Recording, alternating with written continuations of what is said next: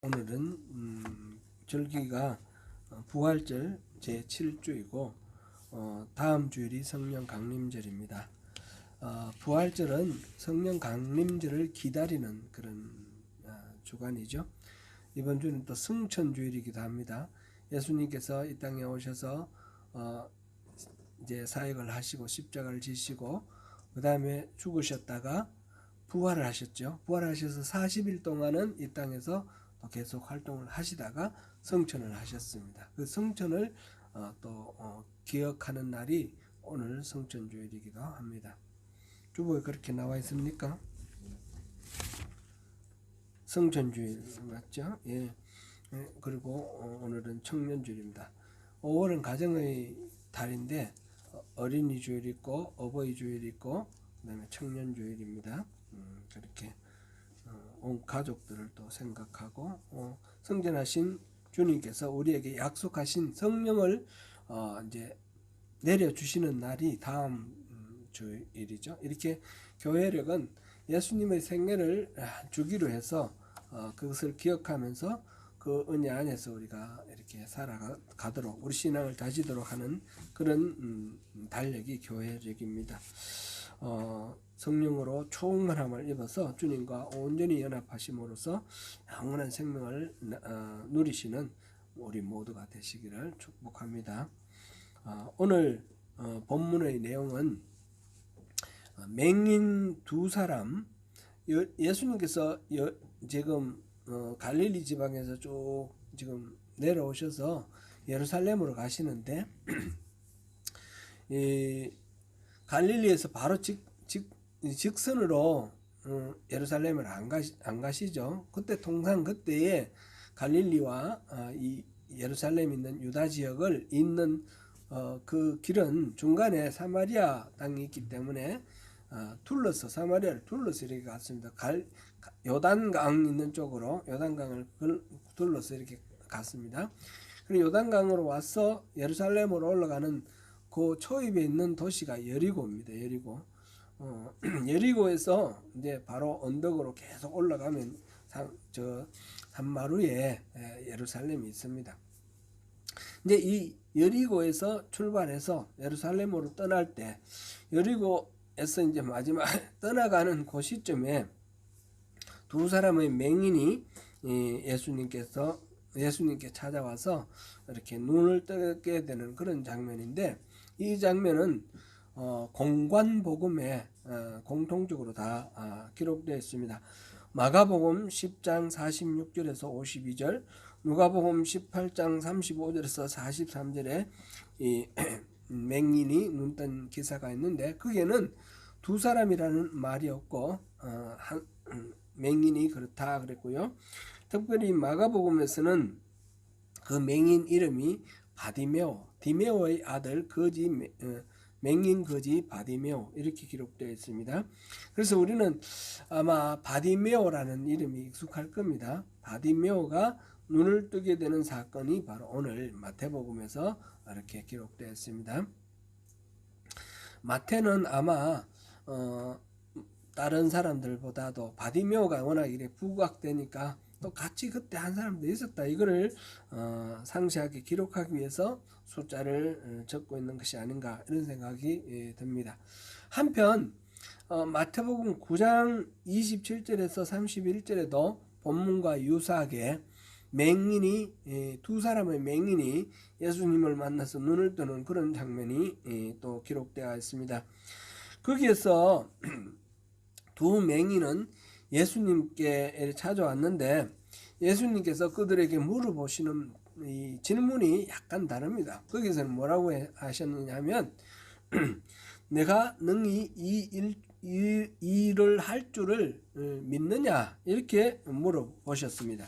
그때 그 사람들은 주여 그러하오이다 라고 대답했고 곧 이 두 사람의 믿음의 초점을 맞춰서 그들에게 긍휼을 베풀어 주시고 눈을 만지셔서 그들이 눈을 뜨게 되었습니다. 그때 예수님이 하신 말씀이 내 믿음대로 될지어다.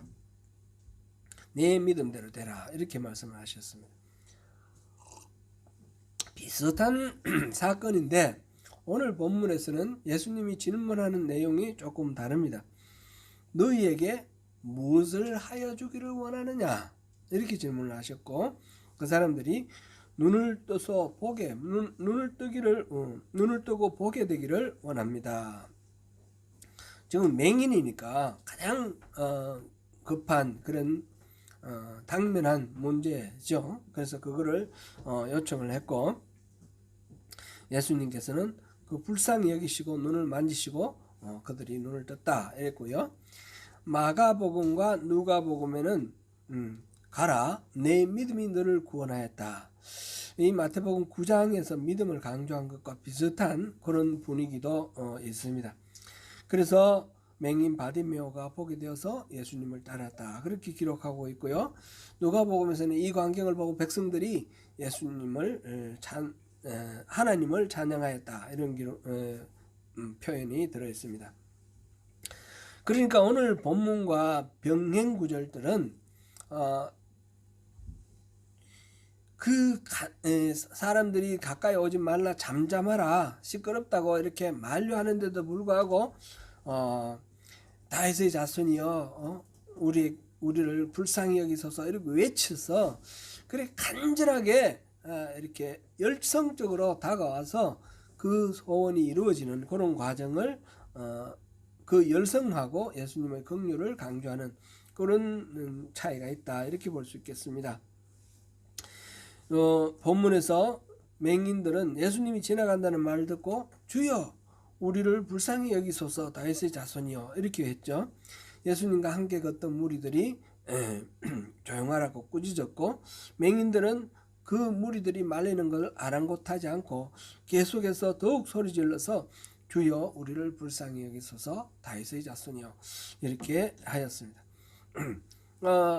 그들에게 있어서는 예수님에 대한 소식을 많이 들었기 때문에 예수님께 긍휼을 구하고 예수님이 주목하시면 자기들이 나을 수 있다는 걸 알았습니다. 그리고 예수님을 만나는 것은 흔히 있는 일이 아니니까 어쩌면 일생의 마지막 기회가 될 수 있다. 그런 절박한 마음으로 예수님을 부르짖고 사람들이 뭐라 하든지 간에 그런 거 아랑곳하지 않고 예수님께 요청을 했습니다. 이렇게 열성적으로 예수님을 찾고 하나님의 은혜를 구하는 그런 장면들은 성경에 더러 많이 나오는데, 대표적으로 보면 그 야곱이 야복강 가에서 그 하나님의 사자와 씨름하는 그런 장면이 있죠. 거기서 보면 당신이 내게 축복하지 아니하시면 내가 가게 하지 아니하리라 아니하겠나이다 이렇게 말했어요. 그러니까 내 축복 안 해주면 나 절대로 안 놓겠습니다. 그럼 다리를 꽉 붙들고 있는 그런 야곱. 그러니까 하나님 은혜를 반드시 받고야 말겠다라는 그런 결연한 그런 간구를 이 오늘 본문 장면에서도 연상할 수 있습니다. 예수님께서 또 누가복음 18장에서 보면 항상 기도하고 낭망하지 말라라고 말씀을 하시면서 어떤 과부가 재판관을 찾아가서 계속해서 간청하는 그런 장면을 얘기하시는 것도 있는데, 불의한 재판관마저 그녀의 원한을 풀어주지 아니하겠느냐 그렇게 말씀을 하셨습니다. 어떤 문제가 있을 때 절박하게 전심을 다해서 그렇게 구하라는 그런 가르침으로 볼 수도 있습니다. 본문은 그러한 간절한 기도의 예로 이해가 됩니다. 무엇을 원하는지, 너희가 무엇을 원해, 내가 무엇을 해주기를 원하느냐 질문을 통해서 우리가 기도하는 그 이유, 그 본질적인 핵심적인 것을 우리가 알고 주님께 간절하게 기도할 때 응답받을 수 있다. 그런 말씀으로 이해가 됩니다.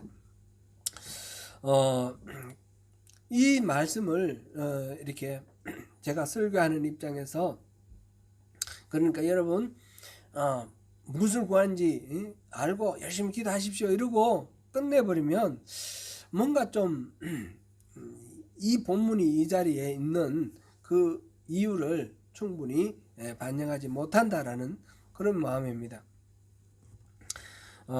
제가 한 10년 전에 크라이스트 처치에 있을 때에 안요한 목사님이라는 분을 만난 적이 있는데 그분이 크라이처치를 방문을 해서 또 이렇게 간증 집회를 하시고 그렇게 가셨습니다. 그분은 여러분들 뭐 이름을 들어보셨을 겁니다. 이청준 문학가 이청준 씨가 쓴 낮은 대로 임하소서라는 책이 있습니다. 그거는 소설이 아닌데 이 안요한 목사님의 그때까지의 일대기를 소설 형식으로 이렇게 꾸민 책이죠. 이 낮은 대로 임하소서는 그 다음에 영화로 만들어져 가지고 뭐 그때 당시에 한 4, 50년 됐죠. 그때 당시에 수십만 명 뭐 이렇게 관객이 들어온 그런 그런 영화가 있었습니다. 이분을 만나게 된 덕분에 제가 그 영화도 보게 되고 그 책도 읽게 되고 그분의 간증도 듣게 되어서 여러 가지 그분에 대한 이야기가 생각납니다. 잠깐 제가 소개를 해드립니다. 이분은 목사의 아들로 태어났습니다. 아버지가 사업을 하다가 막 돈도 많고 그랬는데 은혜를 받아서 모든 전 재산을 다 신학교에 기부하고 목사가 되었습니다. 그러고 난 뒤에 난 아들이 셋째 아들인가 그럴 거예요. 그런데 이 안요한 목사입니다. 그 형들은 그냥 이 아버지가 회심하기 전에 낳고 이 아들은 이제 회심하고 난 뒤에 낳았는데 이름을 요한으로 지었습니다. 요한, 우리가 이름 들어보면 이 예수 믿는 사람이구나 이렇게 짐작할 수 있지 않겠습니까?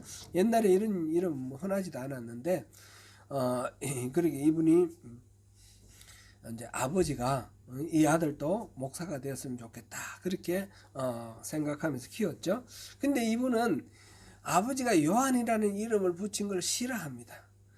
애들 뭐 딱 이름만 들어보면 예수쟁이다 그러고 막 놀리고 하니까 그래서 크면서 예수를 안 믿게 되었습니다. 결혼하고 장가가고 이러면서도 예수를 떠났습니다.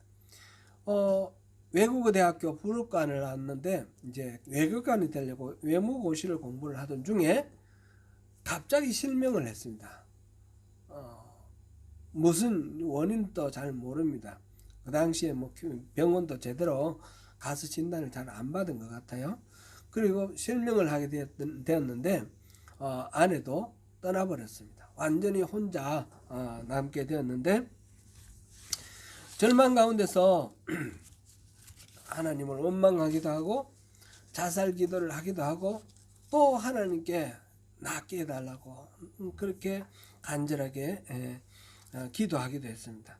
어느 날 그는 하나님의 음성을 들었습니다. 내 평생에 너를 능히 대적할 자가 없으리라. 내가 내게 명령한 것이 아니냐. 강하고 담대하라. 두려워하지 말며 놀라지 말라. 내가 어디로 가든지 내 하나님 여호와가 너와 함께 하느니라 하시니라. 여호수아 1장 6절에서 8절까지 그 말씀입니다. 이 말씀이 그대로 레마로 자신에게 이렇게 이제 눈은 안 보이고 그런데 그 말씀이 들어왔습니다. 그는 육신의 눈은 뜨지 못했지만 그때 하나님을 만나게 되었고 그 다음에 이제 신학교를 입학해서 목사가 되었습니다. 그리고 이제 맹인이니까 누가 뭐 이렇게 사역도 맡기는 사람도 없고 그러니까 서울역 앞에 노숙자들하고 같이 생활을 했다고 합니다. 근데 그때 이제 시골에서 이렇게 상경한 무작정 상경한 그런 청소년들이 많이 있지 않습니까? 노숙하면서 그렇게 있었는데 그 아이들에게 저녁에 이분은 이제 대학원 다니다가 이렇게 실명을 했으니까 지식은 많이 들어 있습니다. 그래서 자기 아는 대로 공부를 시켜주고 야학을 해서 그 아이들 그렇게 이분을 통해서 공부를 해서 검정고시 합격한 애가 600명이나 된답니다. 여러 해 동안 계속했죠. 그렇게 했고 이때 이분과 같이 마음이 맞은 사람들이 이제 교회를 이제 설립을 해서 교회를 세빛 맹인 교회입니다. 세빛 맹인 교회 그렇게 했습니다. 이후에 계속해서 이분이 지금 올해가 84세이신데 아직도 살아계시고, 이분이 37살에 맹인이 되었는데 그로부터 뭐 거의 50년 정도 돼 가는데 계속해서 이 맹인 사역, 맹인 선교를 하고 있습니다. 그다음에 맹인 전문 양로원 세빛 요한의 집 이걸 건축했고, 그러니까 어떤 우연히 들은 이야기인데 맹인 부모가 있었는데 그 자녀들이 있잖아요. 자녀들한테 무슨 얘기하다가 나중에 부모님들을 어떻게 하냐 물어봤더니 어른들이 늙으시면 산에 데려다 버린다는 거예요. 그럼 어떻게 되죠? 산에서 죽잖아요. 그죠? 길도 못 찾으니까. 그런 그 맹인들은 주로 그렇게 한다. 그 이야기를 듣고 요양원을 만들었어요. 그러게 맹인들을 수용해서 노년을 살아갈 수 있도록 요양원을 만들었고, 이 목사님이 이제 전 세계로 돌아다니면서 횟수로 수천 번 될 겁니다. 아마 크라이스처치도 오셨으니까 나가셔서 이렇게 간증 집회를 하시고, 그러면서 또 시리에 빠진 사람들에게 용기를 주기도 하시고 그랬는데, 재미교포 중에 이희자 집사님이라고, 이분이 아들이 20살 돼가지고 갑작스럽게 죽었습니다. 그래서 실망을 해가지고 절망을 해 이 사람도 좌절해 있다가 이 안요한 목사님의 그 간증을 듣고 새로운 소명을 갖고 자기 전 재산을 또 이렇게 기부를 했어요. 그래서 그걸 통해서 세빛 맹인 선교회의 이 예배실, 세미나실, 게스트하우스 이런 걸 갖춘 브랜든 기념관을 세웠다. 그렇게 이제 기록을 보니까 그렇게 나와 있습니다. 이 브랜든은 이희자 집사의 아들, 죽은 아들 이름이 브랜든입니다. 이렇게 평생토록 이렇게 맹인 선교를 하시고 또 복지 활동을 하신 이분이 이제 80대 중반에 이르렀는데 늦게 책을 그동안에 몇 권 냈지만 끝으로 이제 내신 책이 또 하나의 눈이라는 칼럼집입니다.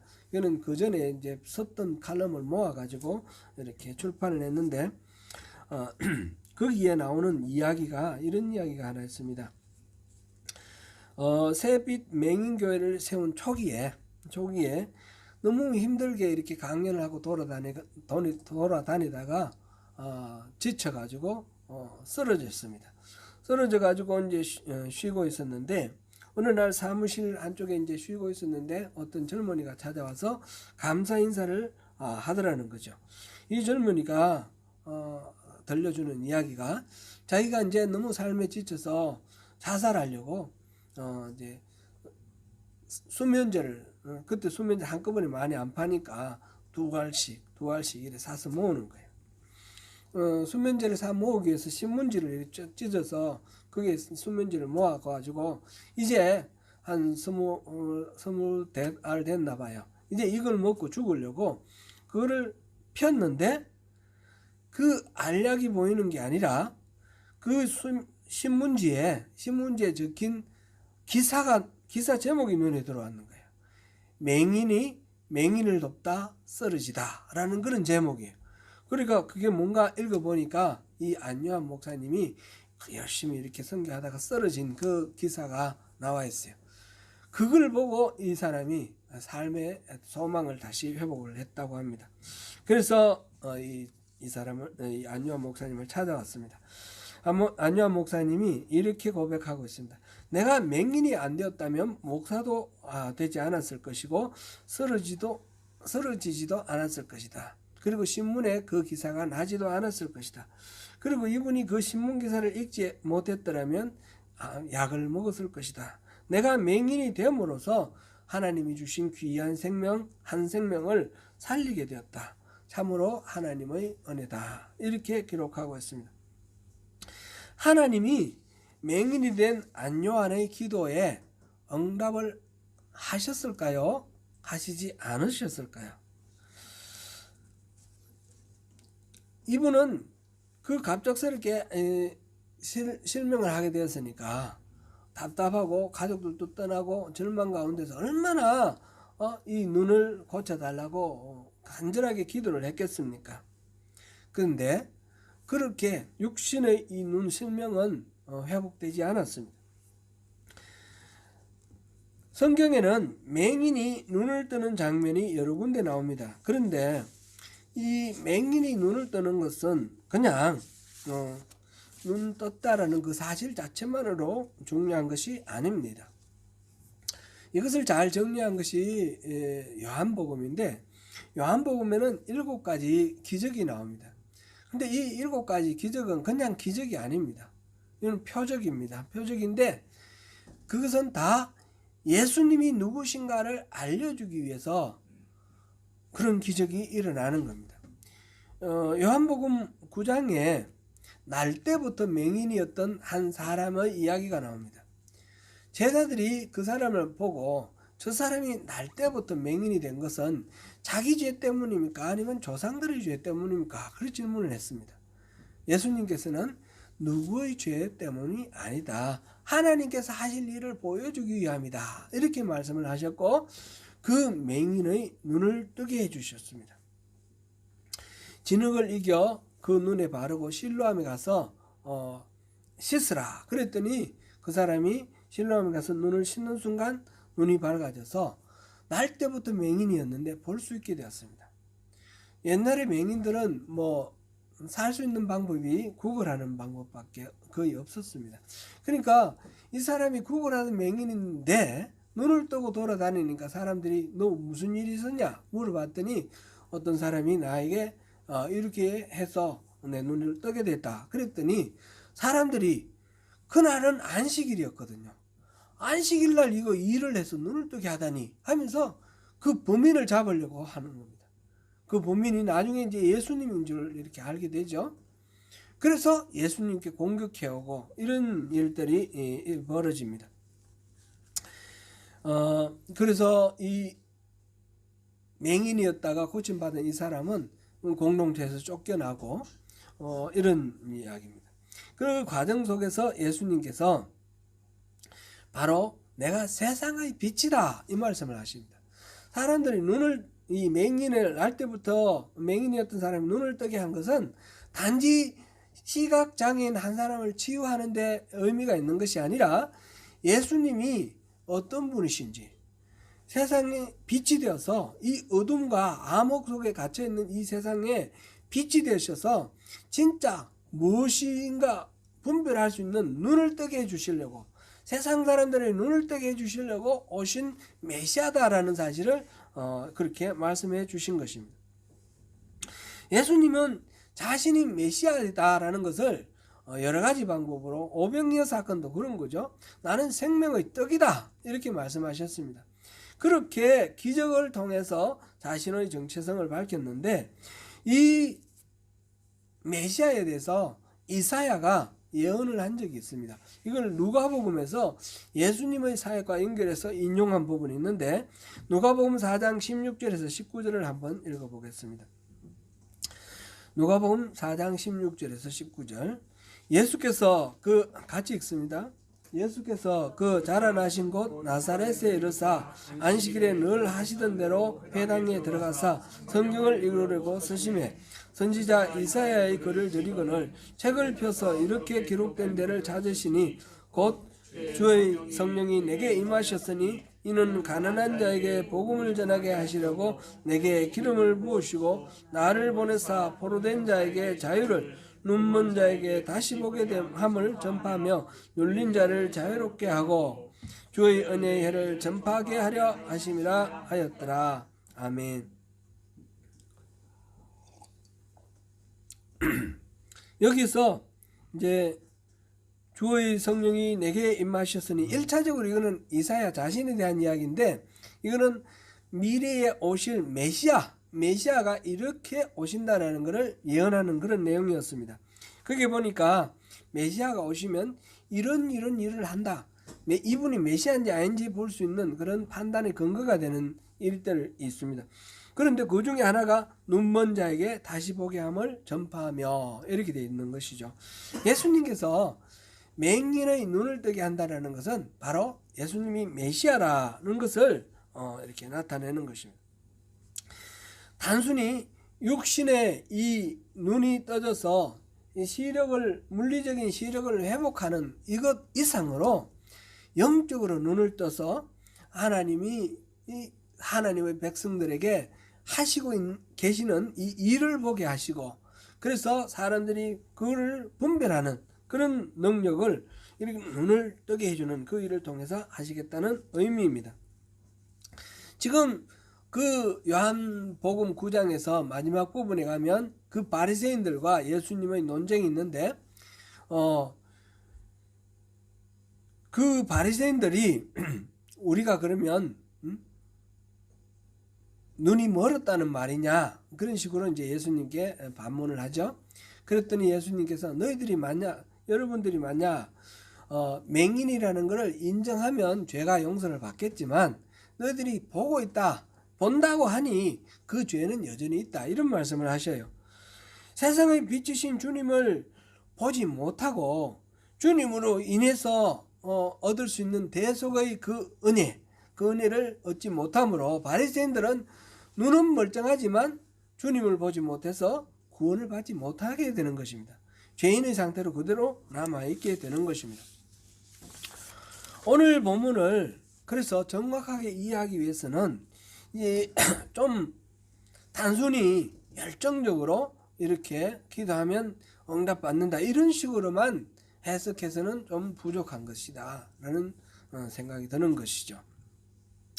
오늘 본문을 더 정확하게 이해하기 위해서는 지금 문맥이 같이 이렇게 검토돼야 되겠습니다. 지난주에 우리가 살펴본 내용이 뭐가 있었습니까? 세베대의 아들의 어머니, 세베대의 아내라고 안 그러고 아들들의 어머니라고 그랬습니다. 요한과 야고보의 어머니가 이 두 아들 데리고 예수님께 와서 주의 나라에서 하나는 오른쪽에 하나는 왼쪽에 앉게 하소서, 그렇게 말을 했습니다. 예수님께서 지금 저 갈릴리 지역에서 지금 쭉 내려와서 예루살렘으로 올라가시는데, 지금 올라가시면 뭔가 큰 일이 일어날 거라고 모두들 기대하고 있습니다.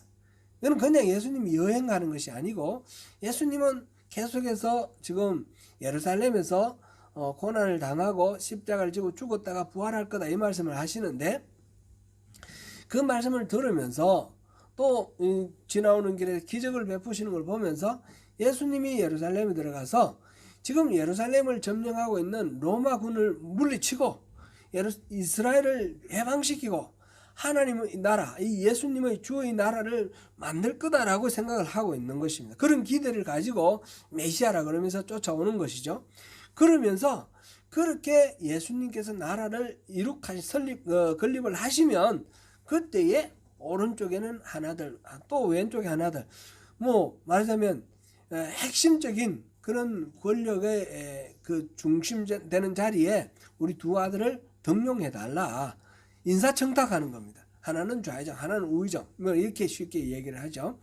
그런 식으로 우리 두 아들을 중요한 그런 핵심적인 자리에, 그런 직위에 올려달라, 그렇게 부탁을 했는데, 예수님께서 뭐라 말씀하셨습니까?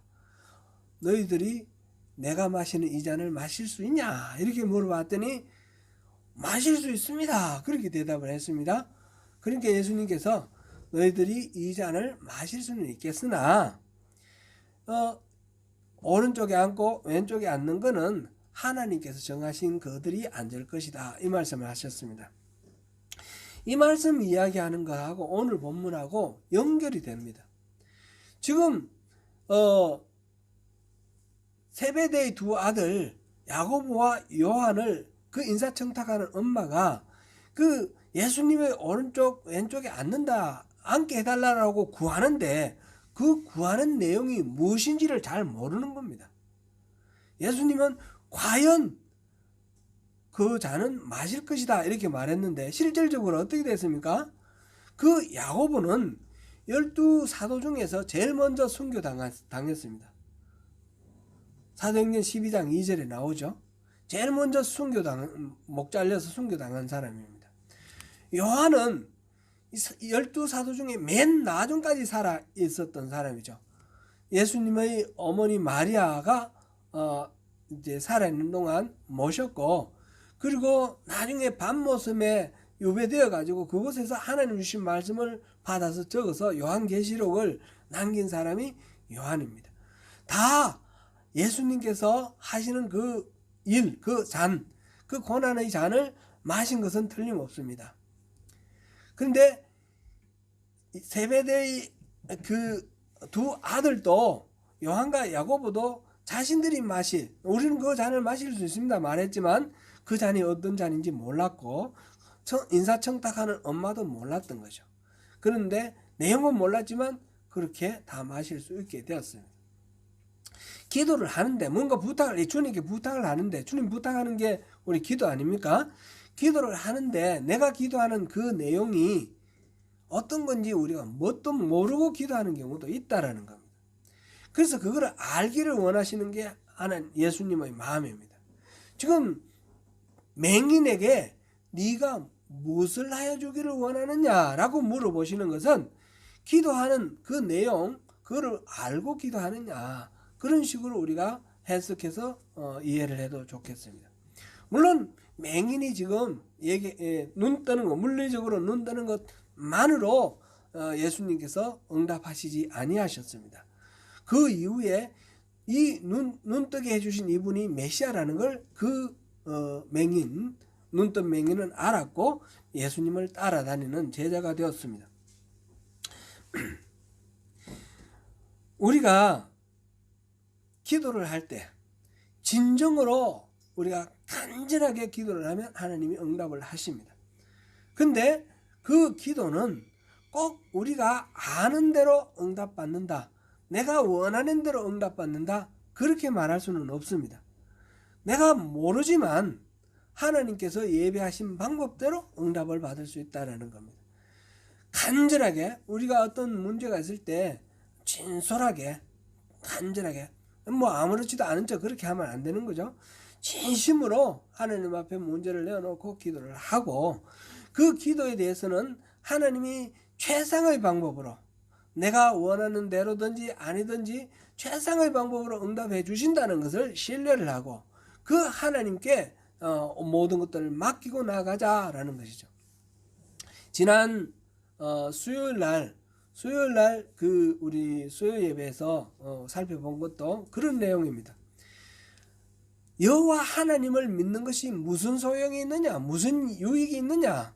사람들은 자기들이 원하는 대로 응답받지 못하니까 하나님 믿어봐야 소용없다고 그렇게 생각합니다. 그리고 하나님하고 상관없이 자기 수단 방법 그런 거 동원해가지고 잘 먹고 잘 사는 사람들이 너무너무 많으니까 하나님이 계시는 게 무슨 의미가 있느냐, 우리가 왜 하나님을 믿어야 되냐, 이렇게 생각을 합니다. 근데 그런 것이 아니라는 것입니다.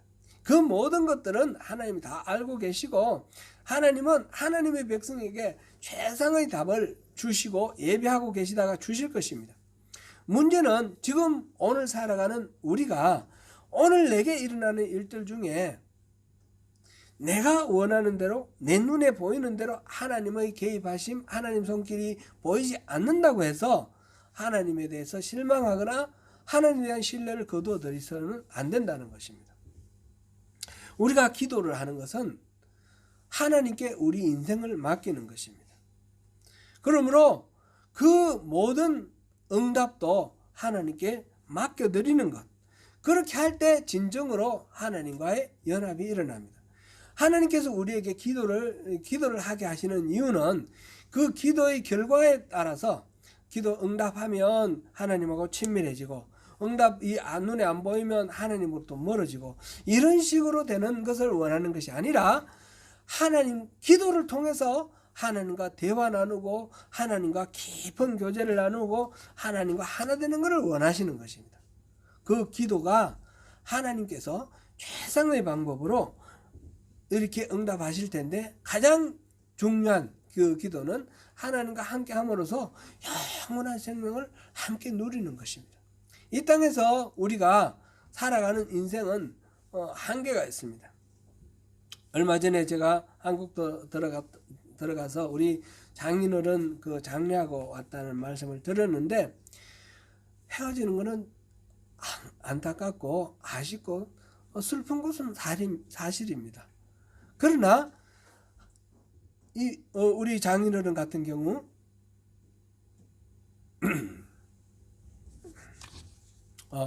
영원한 생명에 대한 소망을 가지고 천국에 가셨다는 것을 우리가 확신하기 때문에 헤어지는 것이 또 감사하고, 그 가운데 감사하고, 언젠가 때가 되시면 나도 부르실 것이고 우리 다시 만날 그런 약속, 소망이 있으니까 또 그 슬픔도 얼마든지 소망으로 극복하고 이기고 나가게 되는 것입니다. 사랑하는 성도 여러분, 진정으로 우리가 원하는 바를 알고 구할 때 주님은 우리에게 응답하여 주십니다. 하나님의 마음을 아는 것을 가장 하나님께서는 기뻐하시죠. 주님은 전능하심으로 못하실 일이 없으십니다. 그 과정에서 때로는 우리의 원하는 대로 되지 않음으로 인해서 실망하고 좌절할 수도 있습니다. 하나님이 우리의 기도를 거절하시는 듯한 적막감에 빠지기도 합니다. 그러나 주님에 대한 신뢰가 흔들리지 않는다면 주님의 대답이 내가 원하는 방식, 내가 원하는 때가 아닐지라도 초조해할 필요는 없습니다. 주님의 뜻, 주님의 때에 맞추어 응답하십니다. 솔직하고 담대하게 주님께 바라는 바를 아뢰십시오. 주님의 뜻에 가장 합당한 응답 가운데 승리하시는 저와 여러분 되시기를 축원합니다.